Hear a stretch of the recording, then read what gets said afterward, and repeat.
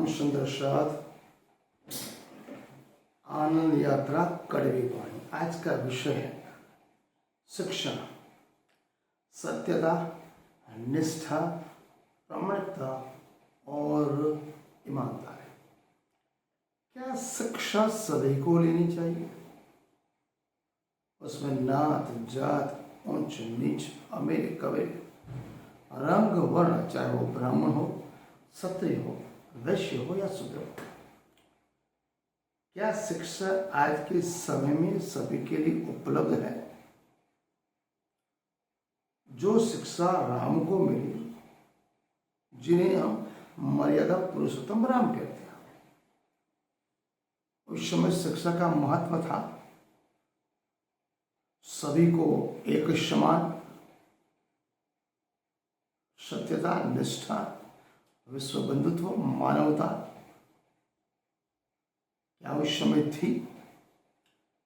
उसके 5000 साल पहले आज द्वापर युग में कृष्ण के समय में शिक्षा का स्तर आज से सर्वश्रेष्ठ था, सभी के लिए समान थी, मानव बंधुत्व था, सर्वधर्म समन्वय था, मानवता थी, प्रामाणिकता, ईमानदारी थी।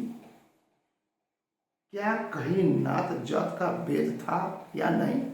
अगर इस पहलू पर अगर विचार करें तो सबसे पहले हम शिक्षा रामायण काल से लेके महाभारत काल तक, रामायण में प्रसंग आता है शंभुक ऋषि का। कहते हैं कि राम मर्यादा पुरुषोत्तम थे,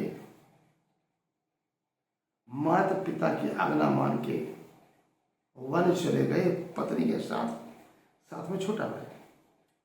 कुछ रामायण की कहानियां कपोल कल्पित गप्पे लगते हैं, कुछ कहानियां, कुछ किरदार, कुछ दृष्टांत शंका संदेह के दायरे में आते हैं। उनमें पहला है वाल्मीकि रामायण द्वारा लिखा गया है शंभुक ऋषि का वध। एक ब्राह्मण के कहने पर कि आपके राज्य में एक शूद्र तप और साधना कर रहा है, आत्मचिंतन कर रहा है, उससे मेरा पुत्र बीमार पड़ा, मेरे पुत्र को नुकसान हो जाएगा, आपके राज्य की हानि होगी, दुर्गति होगी, धर्म का विनाश होगा। राम ने आम देखा, ताम देखा। अगर वो मर्यादा पुरुषोत्तम थे, अच्छे राजा थे, समझदार थे, तो उनको क्यों समझ नहीं आया कि राम राज्य का मतलब क्या है, जहां सभी किसी भी वर्ग का मनुष्य क्यों न हो, सभी एक समान, सभी में मानव मात्र, सभी में एकात्मता, विश्व बंधुत्व, एक ही छत के नीचे। तो मर्यादा पुरुषोत्तम राम ने केवल एक ब्राह्मण की चुगली, सत्यता की कसौटी को न परखा और जाके बिना जांच किए, बिना पूछे, बिना बातचीत किए शंभुक ऋषि का धड़ अलग से कर दिया। रामायण कहते हैं तो इसमें मर्यादा पुरुषोत्तम राम की प्रतिष्ठा को हानि पहुंचती। अब पिछले काल में जाए, कृष्ण के पिता नंद बाबा, पालक पिता माता यशोदा गोकुल में रहते थे। कृष्ण और बलराम बड़े हुए, अध्ययन के लिए जाना जरूरी है। नंद जी गोपाल थे, कृषि उनका व्यवसाय था, खेतिया थी, खेती करने वालों को उस समय खेतिया कहा जाता, क्षत्रिय कहा जाता, बाद में क्षत्रिय नाम पड़े। कृषि पालक थे, गाय, भेड़, बकरी, दूध, दही, मक्खन, मिश्री हजारों टन मथुरा बेच के आनंद प्रमोद करते थे।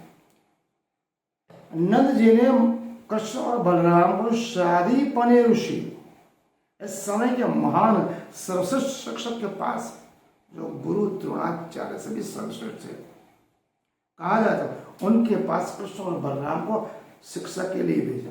क्यों? शादी पने ऋषि उदार मतवादी थे, मानव मात्र को समान माने, उनके यहाँ नात जात का कोई भेद नहीं था और सनातन शिव संस्कृति को मानने वाले थे।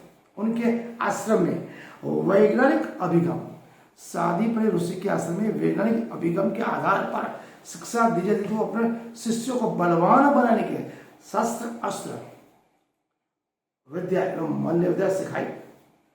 वर्षा ऋतु, शीत ऋतु और ग्रीष्म ऋतु में जो समय का परिश्रम का जो चक्र चलता था उसके आधार पर खगोल शास्त्र उन्होंने पढ़ा है। प्राकृतिक शिक्षा दी, नैतिक मूल्य, सत्यनिष्ठा, प्रामाणिकता, मानवता, विश्व बंधुत्व और एकात्म शिक्षा शादी बने ऋषि के आश्रम में कृष्ण और बलराम को मिली, इसलिए कृष्ण को पूर्ण पुरुषोत्तम कहा गया। कृष्ण के काल में 3 प्रकार के आश्रम उपलब्ध थे जो आज भी है भारत में। आज के भारत में वही 3 प्रकार के आश्रम पाए जाते हैं। 5,500 साल से कुछ भी नहीं बदला। कृष्ण के समय में अच्छा था, आज तो समुद्र के गर्त में डूब गए। कृष्ण के काल में 3 आश्रम। प्रथम प्रकार का आश्रम जो शादीपुरी का ऋषि का आश्रम था, मानव मात्र एक समान वैज्ञानिक अभिगम।